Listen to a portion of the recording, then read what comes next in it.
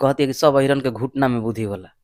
हम कहनी चल भाई ई कहावत कहतिया। ओकरा बाद कहतिया अब हमरे चलते कहते कुल अहिर दो गला होला सन। अब बताई तो कुल अहिर के अगर रौरा चलते केहू गाड़ी देता ना बोलम तो केहू का कही मुँह तले नहीं के मुंह पर हक देले बिया। सही कहती। अब देखी कैसे गाना कैलस की जबले तूफानिया मरी ना तबले भोजपुरी में लड़की कोनो बढ़ी ना। मुँह तो बिया आ थूक तो बिया मुतिया का थुकी के संग ओकरा मुती भइल बा। बात समझते हैं। केहू चलते बाजार में गाड़ खोद के भाग गइल आ ओकरा के रूम में कहीं ये फलना हमार काहे खोदला आए तो ऊ तो जानबे करी कि मऊ बस समझो जान जे कि मऊगा है बा। ऐसे सठे साठे हम समाज रहे दुष्ट के साथ दुष्टता के व्यवहार करे के चाहिए। अरे की पिया बंद कके दरवाजवा के इधर के काट ले दोनों आगवा के का आगवा अब का आगवा काटल जाला आगवा का कोहड़ा लटकल बा आगवा का होला। अरे सब दर्शक एक को चीज बतावेला हम दर्शक बहुत अनुभवी बा। लुंगी पहनी लगी ना रुआ। अरे पहनी ना लुंगी में रुआ नाग के घरी घुमाता है सुननी ना नाग ऐसे भइला थोड़े। कुहा में चूहा कठुआइला। हां तो कुहा में चूहा ओहू पे आबल जाई लेकिन अभी लुंगी में नाग में कठुआइला। अच्छा तन में दिनवा फरहर भइला तो चूहा नाग बन गइला रूपांतरित हो गइला चूहा और नाग हो गइला। हां रूपांतरित हो गइला माने लुंगी भइया नाग माने भोजपुरी इंडस्ट्री के का कैसे माने रुआ परोसा तनी गाना के कि लुंगी में नाग कर देता नहीं। हंसी मजाक अपने जगह भाई कॉमेडी आ स्टेज खाती गाना बा लोग सुनिए लोग के आनंद है। एगो और गाना आइल बा लागत है ठंडा गरमाई राजा जी धके बेलवा में तेलवा लगाई राजा जी। बेलवा में तेलवा लगाई बेलवा में तेल माने कपार में। हाँ कतना और उत्तम सोच बा न तो कतना घृणित सोच वाला आदमी बा कि हो टिटवा बेलवा में चल जाता है रउरा कपार के बेल समझत नहीं रउरा के धन्यवाद बा कि समझ गनी माने रउआ बेलवे में के बात करता है नो और कोनो बेलवा नहीं कहत और कहिए न सकी नाम जी ना कई गोरा और बयान सोशल मीडिया पे वायरल होता तान्या झा टू खाती लेकिन रुआ थोड़ा सा नाम के डिफरेंट कर दी था और तमाम चीज एमओ में ई वायरल होता रुआ कई तरह से मोहतरमा के रुआ मने उपाधि देता नहीं और कई तरह से मतलब बहुत सारा बहस होता रुए का है माने तान्या झा पहले अली फिर तान्या झा टू आ गिली काहे ऐसा करेला भोजपुरी इंडस्ट्री में थोड़ा सा ना लगेला कि यूट्यूब पे कचड़ा होता रुए चाहे अलगर बलगर होता ऐसा ना लगे रुआ। अच्छा रउरा मान ली घरे सुतल रहे अपना हैं चाहे राहिए में कहीं जाते हैं और वो ऊँघाई आवे लगल और वो सूती गोली और वो सुतल भाई या कोनो आके छोरा छोरा मुँहे पर मुती तो रुआ का करब रउरा बताई का करब घरे तो माने तान्या झा टू रुआ के ऐसा के लिए बड़ी कुछ माने रउरा हमरा पहले ही बताई कि रउरा सुतल में या मुँहे पर कोनो मुते लगल आ हुने खेत परती परल बोने नहीं के मुतत रउरा मुँहे पर मुतत आत बस के फोर्सिंग लगा के नाकी मुँहे पर फोर्सिंग लगा के ओ घरे ओ स्थिति में का करम उठ के दू फाइट दिया ही नो जबकि हम वो तनो नहीं करत हम मारहू के बात नहीं कर खाली बतिया के उनका कट करतनी मारे मारा रुआ खिस बरल नो कि जे मुँहे पे मुती मारल ना जाई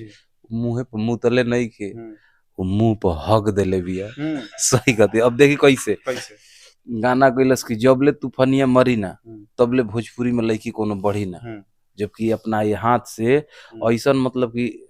घमंड से नहीं कहत ईमानदारी से कहती केहू के कैला से कुछ ना होला लेकिन अपना माध्यम से बड़ा बड़ा कंपनी खड़ा कर बानी बड़ा बड़ा लड़का में माने मेल में स्टार पैदा कैले बानी लड़कियों में सपोर्ट कैले बानी आए मॉडल लोग हाँ एक से कंपनियों जीरो से खड़ा कैले बानी यो नहीं है कि ना तो यहाँ से कौन कौन कर्म कैले बानी कितना लोग भलाई कैले बानी ईमानदारी से अगर रउरा खाली आज के स्थिति आज हम तूफान लल बानी लेकिन एकरा पहले कितना भलाई के लिए कितना लोग के कुछ ना चलत हुई तो 1000-2000 घर के चूल्हा जरत हुई। एक्ट्रेस लोग के खूब भलाई कैले बानी वीडियो में वेरुआ दिखेला ऐसे एक्ट्रेस लोग के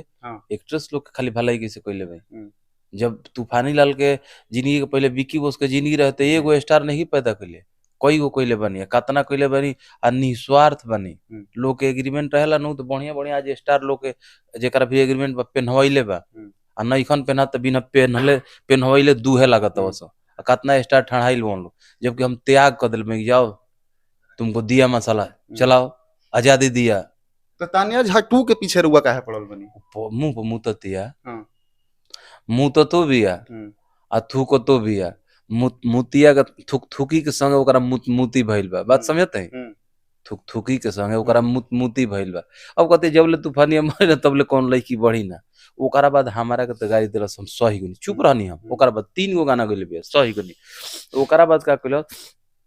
कहती है कि सब हिरन के घुटना में बुद्धि होला। हम कहनी चलो भाई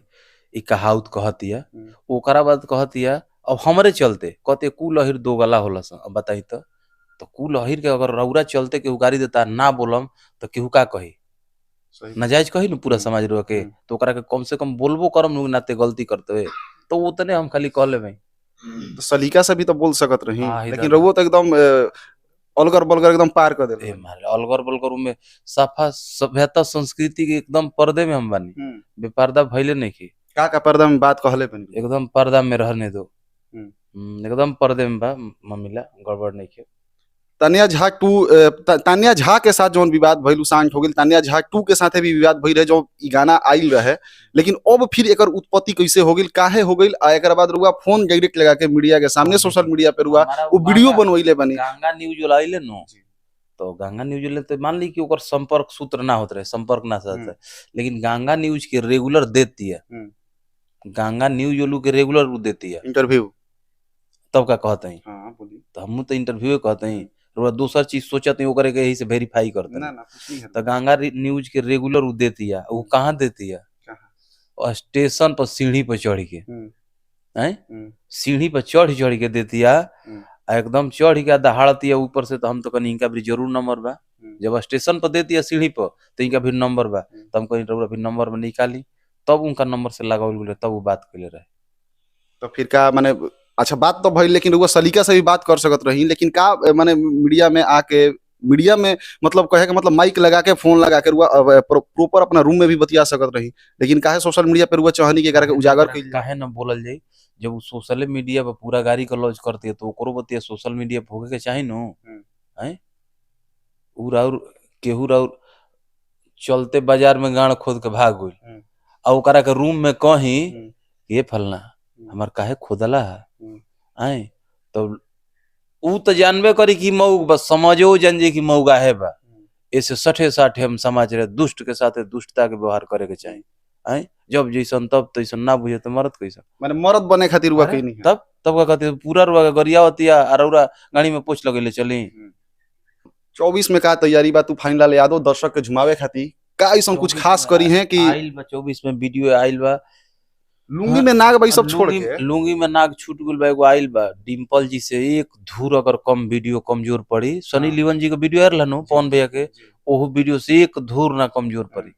बोले 20 गिरी ना 20 ना, पवन भैया समझी छोट भाई है जा, माने हंसी मजाक करते हैं जा, बुरा मत माना, मारे बुरा भैया ना मानना, तो जानते कि मजाक कर, लेकिन वीडियो से एक धूर कमजोर ना पड़ी। ई बा कि सनी लियोनी जी के माने वीडियो आयल रहा तो लंबा संघर्ष कैले बनी, वहाँ का संघर्ष लंबा बा, लेकिन हम जो लड़की के लेकर आए कमे संघर्ष बा, लेकिन वो संघर्ष के अनुभव देखो वीडियो में, वीडियो का नाम अफसोस ना रहे। वो गाना के वीडियो और होता कि हरी की पिया बंद कके दरवाजवा के इधर के काट ले दोनों आगवा के, का आगवा, अब का आगवा काटल जाला, आगवा का कोहड़ा लटकल बा, आगवा का होला, अरे सब दर्शक एक को चीज बतावेला, दर्शक बहुत अनुभवी बावे, दर्शक के जहाँ क हमनु तो क से गया तक पहुंच जान लो, कुल जानता हूं।